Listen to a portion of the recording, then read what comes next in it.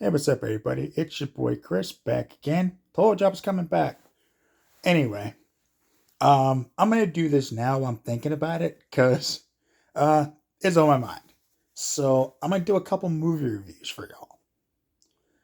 The movies I'm covering are Matrix Resurrections and Spider-Man No Way Home. I'm gonna start with the Matrix, and I'm gonna get this out of the way right now. I'm gonna say this: some people are loving this movie, other people are hating it. I didn't like it very much, and I'll tell you why. It seems like they made this movie just because um, it was in a contract somewhere. Um, it was not good.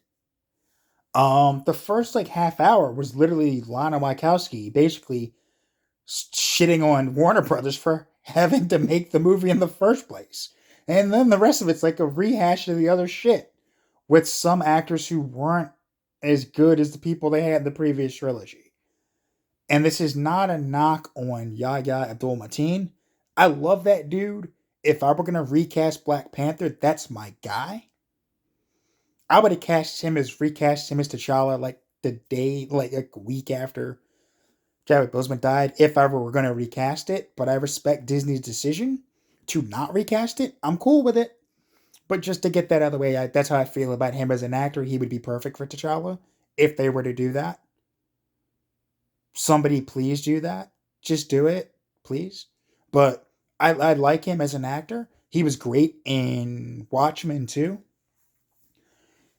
Him as Morpheus, I didn't.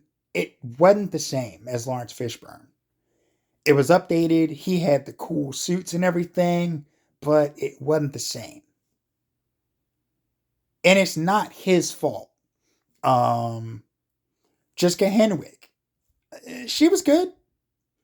Keanu Reeves was good as Neo. He had new force powers and shit that I didn't understand.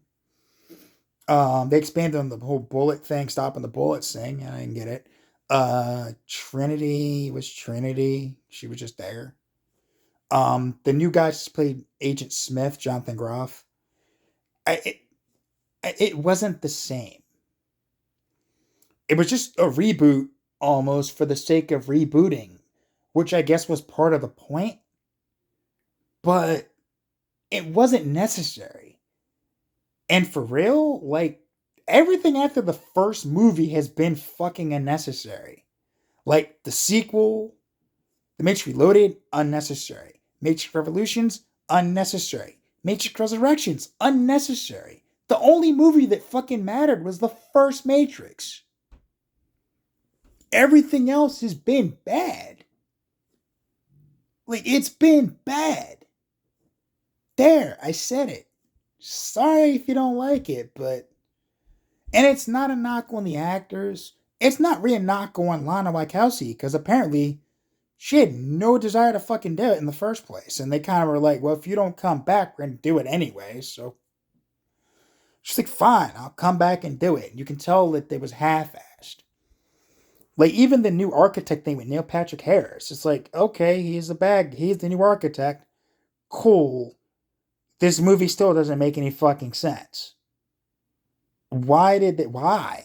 Like, fuck, what's the point of this? Why? It's unnecessary. Um, the action looked okay, but it looked like it. The CGI didn't look any better than the Matrix Revolutions, and that was like 15 years ago, right? 15 years ago, and it still looked like shit. And I'm like, eh. So it's not the worst movie I've ever seen, but it's not the worst movie I've seen this year, but it was pretty bad. Um, Again, not shitting on the actors. I love Keanu. I love you, man. Like I love Keanu Reeves. I want him as Ghost Rider. Like straight up, I want him as Ghost Rider. Marvel, fucking get on that. Carrie Ann Moss was she was Trinity. She was there until the end when they did what they did, where like when they unite like fucking god powers. And it's like okay, that's cool. And the whole simulation was to keep them apart in some way. So it's like, okay, well, they wake up Neo from the Matrix, and he like knows kung fu still, and they trying to rescue Trinity, and they keep keeping her away from Neo as part of the new architect experiment. It doesn't work, and it sets up another one that apparently isn't going to happen because the producer came out this week and like, yeah, no, we're not going to do that because this movie tanked, so not going to happen. So if I was grading Matrix, I'm giving it a 4 out of 10. Unnecessary. Just didn't need to be a thing. And now for the main event, Spider-Man: No Way Home. I'm gonna get this out of the way right now. 10 out of 10. 11 out of 10. Whatever number out of 10 I can give it above 10, I'm giving it right now. Holy shit. It did some amazing shit. No pun in. No, fuck it, pun intended. Amazing shit. First things first, the villains. I'm gonna knock them out right now. Thomas Hayden Church, I wish he had been in the movie more, other than just being sand. But he was cool. The main focus has been on Rhys Ifans. Lizard, he was kind of, he was there, but he didn't really do anything. He was cool when he talked. They were like, hey, you can talk? But it was cool, like, when he showed up, it was kind of, all right, he was there. The main people everyone's talking about are Alfred Molina's Doc Ock, Jamie Foxx's Electro, and Willem Dafoe's Green Goblin. I'm going to start with Jamie Foxx. They redeemed the fuck out of him in this movie. He looked better. He wasn't blue. He had on, like, he was a New York dude, man. He was a New York dude. He had on Tim's. Like, he was just that dude. He was smooth with his shit, and it was cool to see him get that redemption. But that's only one redemption in this movie, and I'm going to get to the other one in a second once I talk about the villains. Alfred Molina's Doc Ock. Dude was fantastic. Everyone's talking about Willem Dafoe, and I'm gonna get to him in a second, but Alfred Molina was fucking great as Doc Ock, excuse me. He was great. He was fantastic as Doc Ock. He was really fucking good. Willem Dafoe, I can't say it enough. Chef's kiss to you, my man. He's just perfect as Norman Osborn. The turn when he does it, when he's like so scared and freaked out when Peter meets him. He's like, I don't know where I am. I went to my old address and the building's not there. My son's gone. And then when he turns and it's like, you thought you could get rid of me. And it just, the turn, oh my God, he's so good. Like, he's so good. That's why they never did the Green Goblin. Like, the only person that should ever play the Green Goblin is Willem Dafoe.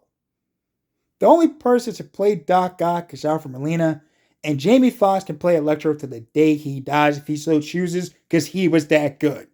Those three were fantastic. The other two guys didn't get a lot to do, and that's a shame, because I like the Rhys Ifans and Amazing Spider-Man, and I love Thomas Hayden Church's arc in Spider-Man 3. I wish they had done more, but that's fine. But those other three, holy shit, they were good. And now to the part everyone probably knows I'm going to geek out on. Tom Holland, fantastic. His arc in this movie was great. Doctor Strange, the whole thing with them, like, dude, you gotta they're gonna die, you gotta let it happen. And Peter Parker being like, no, we can save them. And Doctor Strange being like, no, you can't. And he's like, well, I gotta try, because may guilt trip the fuck out of him, which wound up kind of biting her in the ass in like the worst way.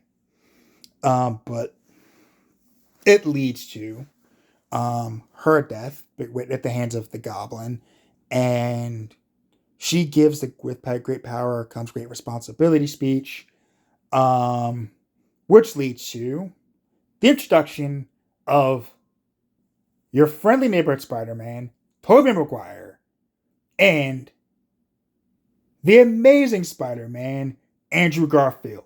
And let me tell you something.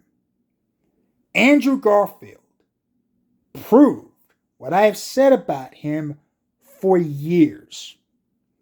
And that is, he is an amazing Spider-Man. And he proved it. Like, the sense of humor was there. When MJ throws the bread at him, like, why are you throwing bread at me? I'm seeing if you do the Peter Tingle thing. At bread? Like, yeah. Why would I do that? It's bread. And like, and when Ned's like grandmother's like, hey, can you get that? You're singing on the ceiling. Can you get that cobweb in the corner? I can't reach it. And he just crawls over the ceiling and gets it. And it's like, see, I'm Spider. To him being almost like a brother to the other two, like the middle brother to them, and as a middle brother to an older brother and a younger sister, I know how he felt, and I was loving it. Um, Tobey Maguire as like this mage, like almost like Zen older Peter was great too. So let me shout him out. Like Tobey Maguire came back to that role like it was a glove that just fit, and it was great. Like they were both fantastic coming back to this role. Um, the final battle was amazing. Like when they're swinging with each other and they're like swinging each other through the air with each other's webs, it was cool. The work interplay between the three of them. The you don't have organic web shoes. That just comes out of you when they're talking to like Tobey Maguire Spider-Man. It's like, yeah, how? You don't want to know. And, like Andrew Garfield cracking his back because of the reference to like my back, my back. I mean, there was so much in this. It was so great. It was so great. And I fucking love this movie. And that fight scene at the end of this movie. And then, like, Andrew Garfield saving MJ. And him getting that redemption from losing Gwen Stacy. And when he gets to the ground, then he gets like, he's like, are you okay? And he's crying. And she's like, yeah, I'm okay. Are you okay?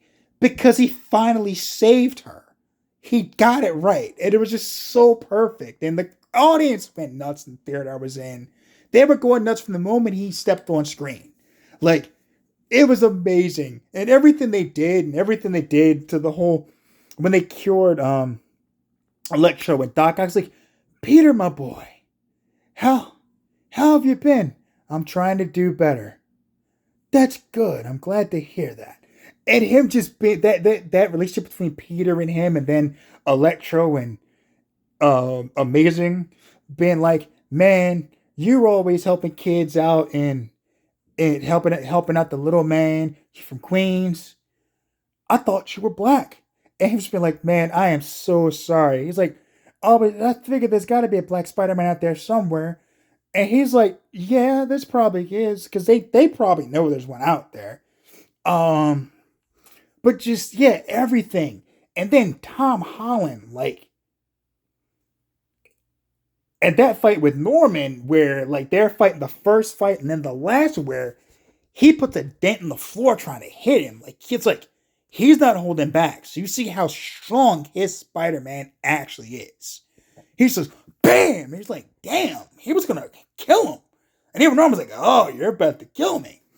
To Tobey stopping him from killing it, like, no, you're not gonna do this. If you do this, you go down a dark path you can't come back from.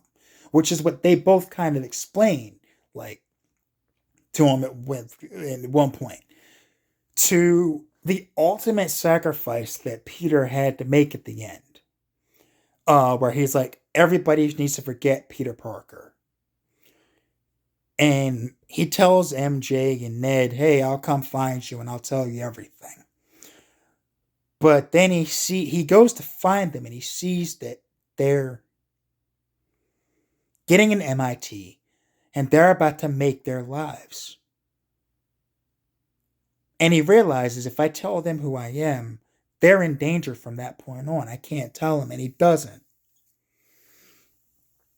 And he's got no Aunt May. He's got nobody. He literally has no way home. He doesn't have to start tech anymore. He makes his own costume, and let me tell you, folks, that costume was clean, son. It was clean. Woo, that costume looks good. It's my new wallpaper on my phone. That's how cool it looks. The spider logo was so good. Swings out into the night. He's Spider-Man. He's got an apartment. He's got his GED book because he doesn't have anything to go to school. Like, even Happy Hogan doesn't remember him anymore. He knows him. He just told him he knew Aunt May.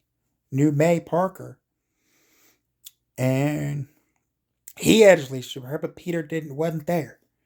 So he's literally on his own, making his own way as the MCU Spider-Man. These 3 movies were an origin story for the Peter Parker we're going to see going forward. And I can't wait for more. That movie was worth the hype. It's worth the money. It's worth the money it's made. It's earned the fact that it's made that much money. And for it to do what it's done in a pandemic is insane. But yeah, great fucking movie. And if you haven't seen it, go see it. Even with what I'm telling you about what happened in a spoiler review, I'm not doing it justice. You have to see it and experience it in the theater with other people. Because that made it. That made that experience. Like, it took it from here all the way up to here somewhere. It was that good. Next up, Across the Spider-Verse Part 1. And I hope Andrew and Toby and Tom show up in there somewhere. Because it's going to be cool if they do. I mean, they're talking about bringing in the Japanese Spider-Man from the Japanese TV show. I can't wait. Leopardon. Hell yeah. Anyway, like I said, Matrix Revolutions, 4 out of 10. It's not good. It's on HBO Max. If you want to see it, watch it there. Save your money. I hate to say that, but dude, save your money. It's not good. Spider-Man No Way Home. Go see it as soon as possible. If you're worried about COVID, obviously if you can see it on like a home cinema thing or something like that, do that. If you're gonna go during the day, go at a matinee where it's not gonna be busy because everybody's working. Like, just be safe when you go. Distance if you can. Mask up in the theater. Period. Do the right thing. In case you haven't noticed, I'm going to keep saying mask up, and take care of yourselves. Because somebody's got to care. And I guess it's got to be me. Anyway, I'm going to rest my voice because my throat hurts now. I did 2 back-to-back videos. I'm tired. My voice is tired. I'm still fighting off the Rona. Like y'all know from the previous one I'm going to put up in a second. But just, like I said, just take care of yourselves. Peace.